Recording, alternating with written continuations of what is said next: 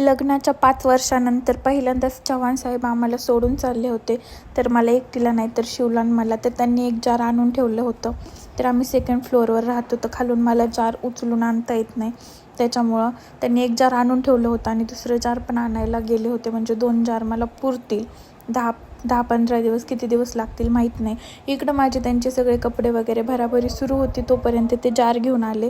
शिव काही त्यांची बॅग भरून देत नव्हता कारण तो खूप रडायला होता का ते माहीत नाही.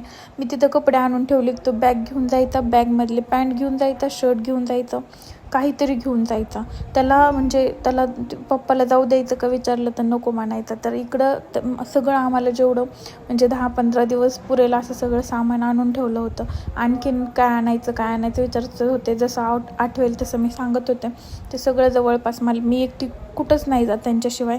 आणि आता ते चालले तेवढा दिवस मी एकटी, त्यांना माहिती आहे काही बाहेर आणायला जाणार नाही आहे. तरी म्हटले तुला काही लागलं तर सांग, मी तुला कुठूनही कोणालाही सांगून पोहोच करेल. तसं त्यांनी सगळं आणून ठेवलं होतं. तर त्याच्यानंतर आम्ही गेलो माझ्या सासरी. तिकडं जेवण वगैरे केलं त्यांनी. मी घरीच केलं होतं. त्यांना मी घरी जेवा म्हटलं, ते म्हणले नको मला भूक नाही, मी जेवतो तिकडं गेल्यावर, लागली भूक तोपर्यंत.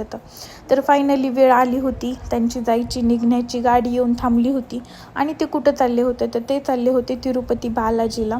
तर त्यांचे मोठे भाऊ पण चालले होते. आणखीन आमच्या गावातले 2-4 जण, असे 6-7 जण चालले होते. क्रुझर गाडी केलेली होती आणि यांचा बऱ्याच दिवसाचा प्रवास आहे हा. आता 10-15 दिवस पण लागतील, माहीत नाही किती दिवस लागतील एकदा गेल्यानंतर. इकडं जान्हवी रडत होती, तिचे पप्पा चाललेत म्हणून. आणि सगळ्यांच्याच डोळ्यामध्ये अश्रू होते कारण, आणि मला पण खूप वाईट वाटत होतं. म्हणजे घरी होते तेव्हा मी रडले होते, म्हणजे रूमवर होते तेव्हा. त्याच्यानंतर इकडं शिवांशला ते घेऊन थांबले होते आणि फायनली गावातले माणसं आणण्यासाठी आम्ही इथं थांबलोत. गाडी गेली होती, परत ती घेऊन आली.